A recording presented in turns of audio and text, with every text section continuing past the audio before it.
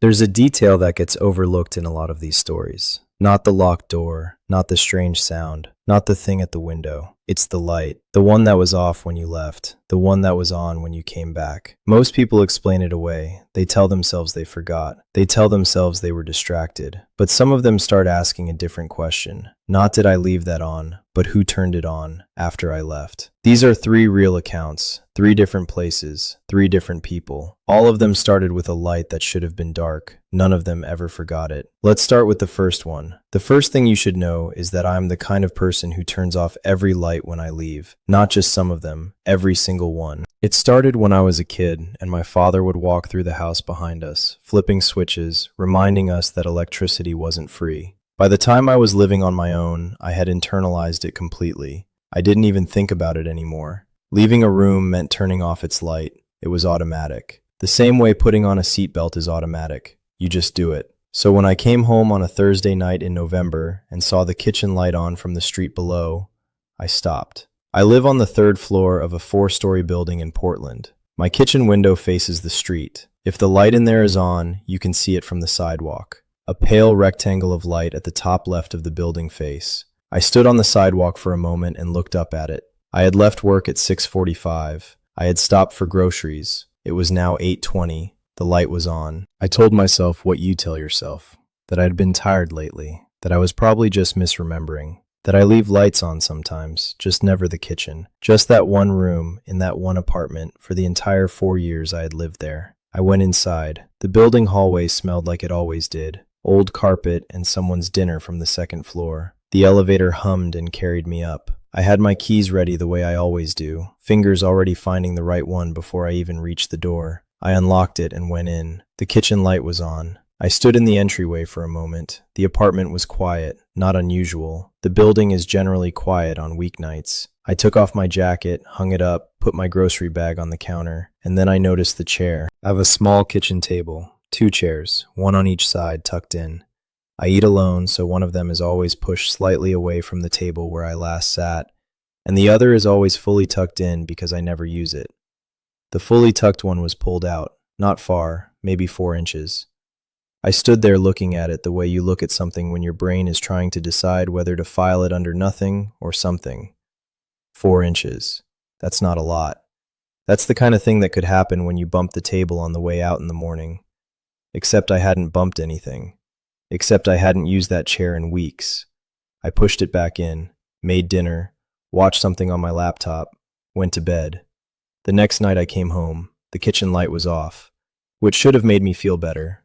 It didn't, because I had left the bathroom light on that morning, on purpose. I do that sometimes when I know I'll be coming back late. It's easier than walking into a completely dark apartment. I came home to a dark apartment. The bathroom light was off. I checked the switch. It worked fine. I stood in the bathroom for a moment and tried to figure out whether I had actually left it on that morning, or whether I was now so turned around about the lights in my own apartment that I couldn't trust my own memory. I am a reliable person. I know my habits. I know my routines. Someone was messing with my lights. I didn't sleep well that night. On Saturday, I went through every possible mundane explanation. Wiring issue, some kind of automatic sensor I had forgotten about, a power fluctuation that tripped switches. I spent an hour going through every switch in the apartment, testing them, looking for loose plates, trying to find anything that would explain a light turning itself on or off. Nothing. On Sunday, I went through the apartment more carefully. This is the part I should have done first. I was methodical about it. Every drawer, every cabinet, every space that could hold something it shouldn't. I don't know exactly what I was looking for. Evidence of entry, something missing or moved or left behind. In the small coat closet near the front door, behind my winter jackets, I found something on the floor, a candy wrapper, a specific kind, one of those individually wrapped hard candies with the striped cellophane twist on each end, the old-fashioned kind, the kind my grandmother kept in a dish on her coffee table. I do not buy those candies. I do not eat them. There was no reason for that wrapper to be in my closet. It was not dusty. It was not old. It looked like it had been there recently. I picked it up, held it, tried to remember if I had ever bought those candies, brought them home from somewhere, put them in my closet. Nothing. I went through the closet again, more carefully. There was something else, further back, under the hem of my heaviest coat. A small scuff mark on the baseboard, the faint kind that comes from someone shifting their weight, pressing a foot against the wall. I stood up slowly. Someone had been in my closet, standing there, in the dark, with the door closed. I called a locksmith that afternoon and had the locks changed. I called my building manager and asked if anyone had a master key and who had access to it. She gave me a list of 3 people: herself, the maintenance supervisor, and the building owner. She asked if there had been a maintenance issue recently. I said no. I installed a camera inside the apartment that night, small, angled at the front door and the hallway leading to the main rooms. For 3 days, nothing happened. The lights stayed how I left them. Nothing moved. On the 4th night, at 2:11 in the morning, the camera recorded the kitchen light turning on. I watched the footage the next morning with my coffee going cold next to me. The light came on. The hallway was empty. The front door did not open. Every window was closed and locked. There was nothing on the camera except the light in the kitchen slowly illuminating the edge of the hallway, as if someone had simply reached over and flipped the switch. From inside, from somewhere the camera could not see. I watched the footage 3 times. Then I texted my sister and asked if I could stay with her for a few days. I told her my heat was broken. I have not told her the real reason. I went back for my things on a Tuesday morning at 10 a.m. with my sister waiting in a car downstairs and my phone in my hand the entire time. Everything looked normal. Everything was exactly where I had left it.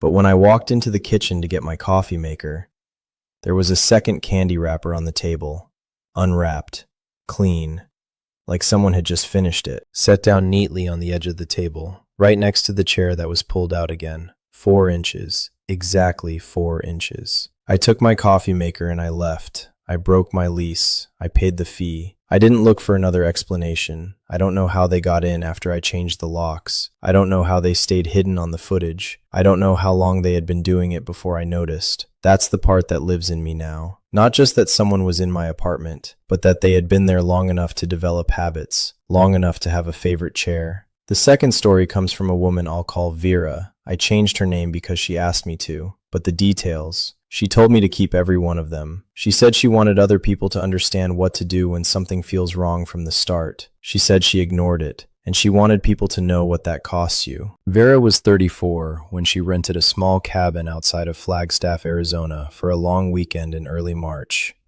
She had gone alone on purpose.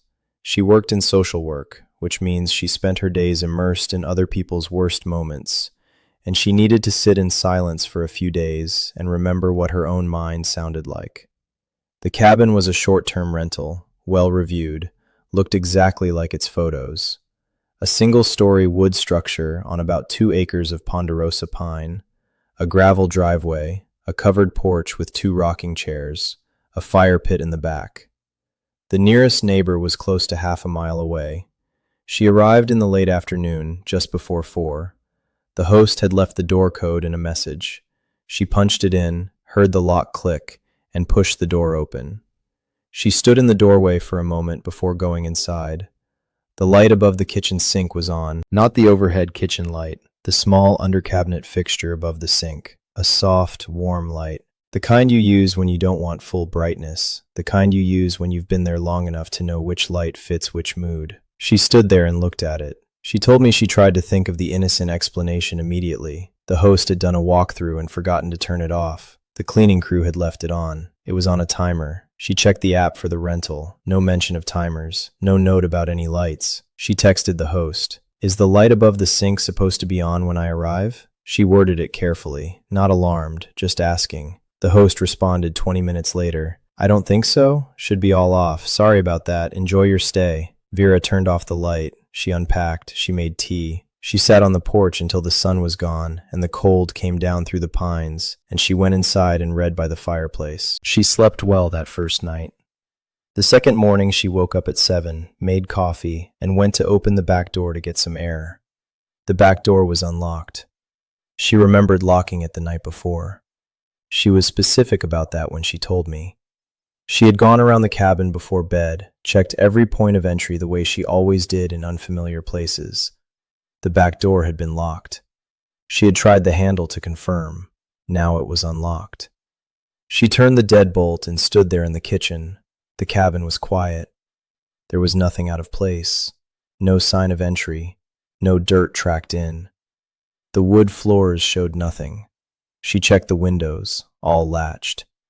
She called the host. The host was friendly and apologetic and confused. She said the back door had a history of being finicky, that sometimes the mechanism didn't seat properly, that Vera should try the deadbolt from the inside by pressing the door firmly before turning the lock. Vera said okay. She pressed the door firmly and turned the lock. She tested it twice. It held. She made breakfast. She went for a long walk in the trees. She did what she had come to do. She breathed. She tried to settle. She came back to the cabin in the early afternoon, and she stood at the edge of the porch, and she looked at the front window, and the light above the sink was on again. She had turned it off herself. She had watched herself turn it off. She had been alone in the cabin. She sat down on the porch step. She told me she sat there for a long time. Not panicking, more like calculating, going through everything. The locked door that unlocked itself, the light that turned itself back on, the fact that she was alone on 2 acres of land in a forest with cell service that dropped out sometimes, and a nearest neighbor at a substantial distance. She was a social worker. She had spent years training herself to stay calm inside situations that wanted to make her fall apart. She called the non-emergency police line and told them what she had observed: a light turning on twice in an empty cabin, a door unlocking itself overnight. She said she understood it sounded minor. She said she just wanted it on record. The officer she spoke to was polite.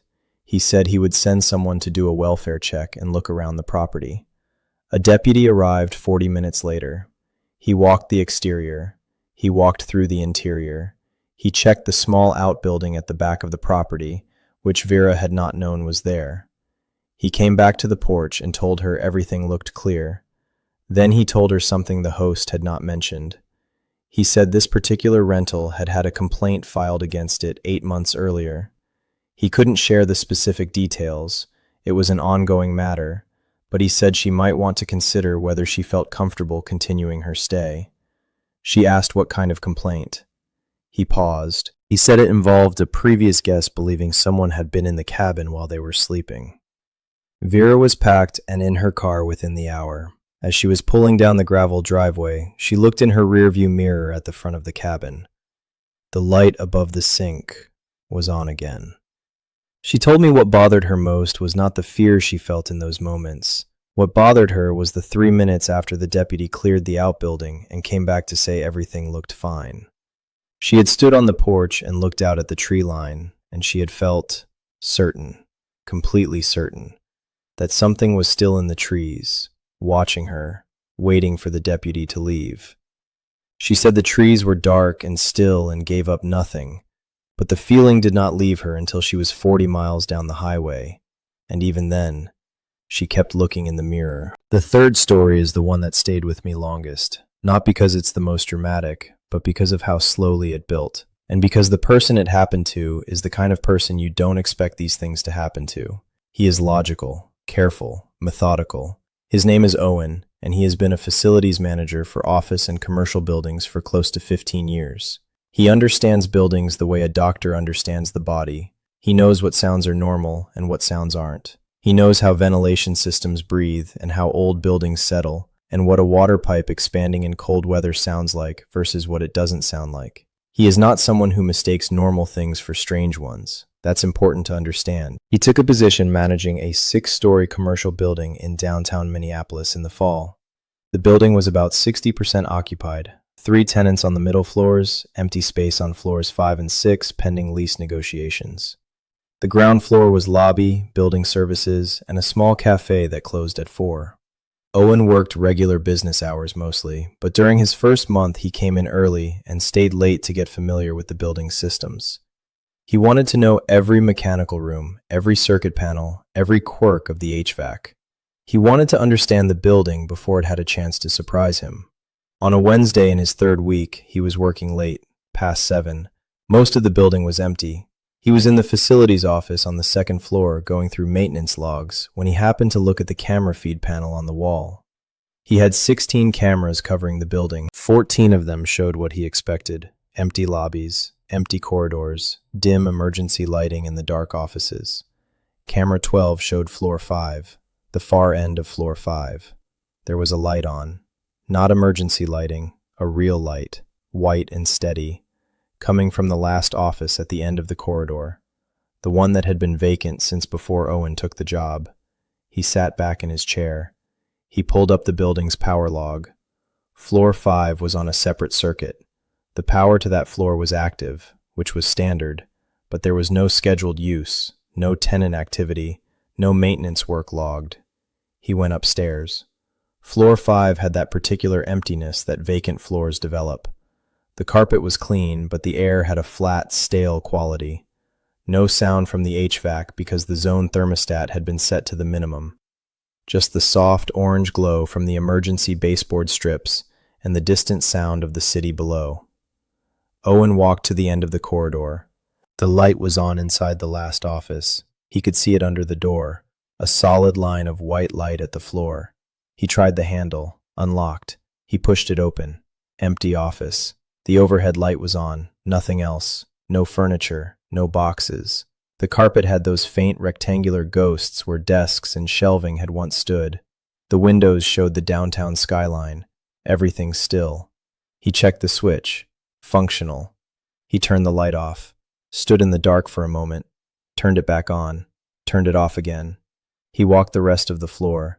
Every other office was dark and undisturbed. He went back to his office and logged it. Light on in vacant office 502, cause unknown. Light tested and functioning. No evidence of entry, no maintenance activity scheduled. He figured it was an electrical flicker. The building was old enough that its wiring occasionally did unexpected things. He made a note to have the electrician take a look. The electrician came on Friday, found nothing wrong with the circuit, said the switch was fine, the fixture was fine, the wiring was fine.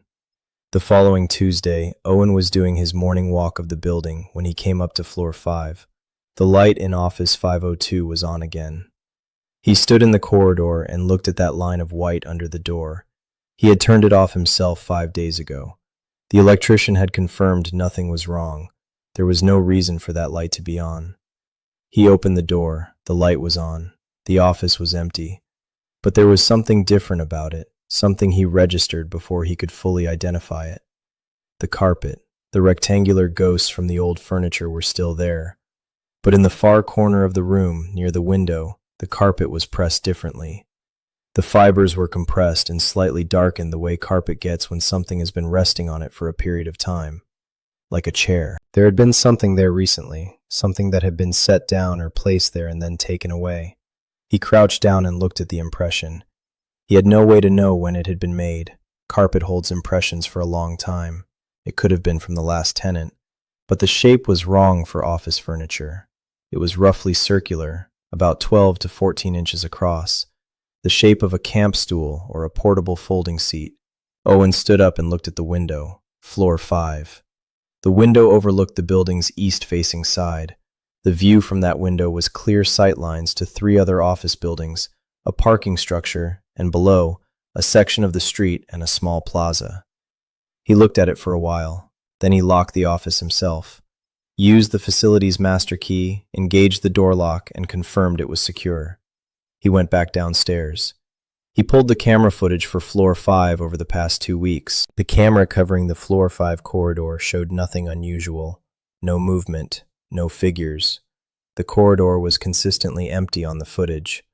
The light in office 502 had turned on at 11:48 p.m. on a Saturday and again at 2:23 a.m. on a Tuesday.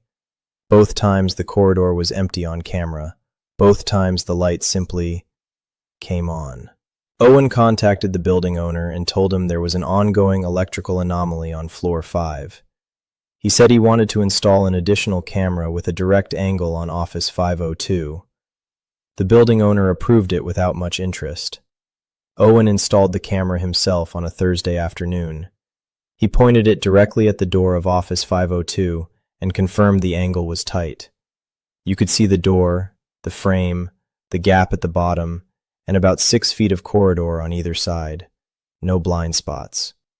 For 11 days, the camera showed nothing. The light stayed off. The corridor stayed empty. Owen checked the feed every morning. He started to think the issue had simply resolved itself, the way problems sometimes do. On the 12th night, at 1:09 a.m., the camera recorded the light coming on in office 502. Owen watched the footage the next morning. The light came on. Nothing else changed. The corridor was empty. The door was closed. No one moved. No shadow crossed under the door. He went upstairs. The office was locked. He had locked it himself, and no one else had a key to that specific room except the building owner, who was in another state. He unlocked it and opened the door. The light was on, and in the far corner near the window, the carpet was compressed again, in the same circular shape, in exactly the same spot. But this time there was something else. A coffee cup, disposable, from the cafe downstairs, the cafe that closed at 4, sitting on the floor next to the impression, not recently discarded. The cup was cold. The lid was on. It had been there for hours. Owen picked it up carefully. He called the building owner. He called the police. He stood in that empty office on the 5th floor and looked out the window at the city while he waited and tried to understand what he was looking at. The investigation turned up a building access card that had been deactivated 8 months earlier when a long-term tenant had vacated floor 5. The card had been reactivated remotely through a gap in the building's older access system, a gap that the security company had flagged in an audit report that no one had acted on. Someone had been accessing the building after hours, coming up to floor 5, sitting in that empty office in the dark, using that window. The police wanted to know what the person in that office might have been watching through the window. Owen thought about it. He went back to the window. He looked at the angle. The view from that window, from a seated position on a low stool in the far corner, looked directly across the plaza and into the wide glass face of the building opposite. That building's 6th floor was a residential conversion, modern apartments, floor-to-ceiling windows. Owen stood at that window and understood. Someone had been sitting in a dark, empty office in his building, at 1 in the morning, in a chair they brought themselves, watching the apartments across the street, watching the lit windows, watching the people inside them who had no reason to close their curtains at 1 in the morning because they were on the 6th floor and there was nothing across from them, except a building that was supposed to be dark. The access card was traced to the former tenant, a small financial firm that had gone under. The card had been held onto by a former employee whose name had never been removed from the access list due to an administrative oversight. That person was identified.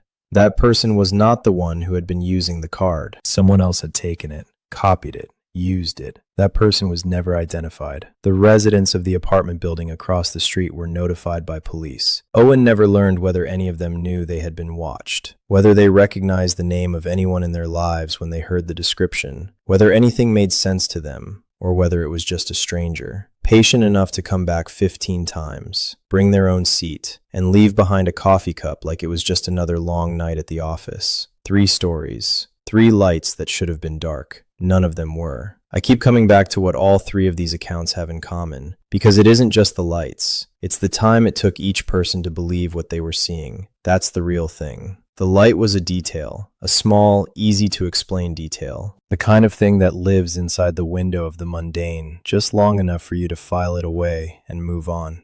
And that's what these people have in common with most people. We are built to explain. We reach for the boring answer first, the forgotten switch, the tired morning, the old wiring, the cleaning crew, because the other answer, the one that comes after the boring one, fails. That one costs something. It means standing in your own kitchen and understanding that the space around you, the space you have always believed belonged to you, has been shared without your knowledge. It means looking at a chair pulled out 4 inches and knowing exactly what that means. It means standing at a dark window in someone else's building and following the sightline to what someone was watching. The light doesn't feel like a warning when it's on. It feels like a mistake. And that gap between warning and mistake is exactly the space that patient people use. So tonight, when you walk through your own place and you're certain you turned off every light before you left, or at least mostly certain, and you find one still on in the back room, or in the kitchen, or behind a door you don't usually open, I'm not going to tell you to panic. I'm going to tell you to stop.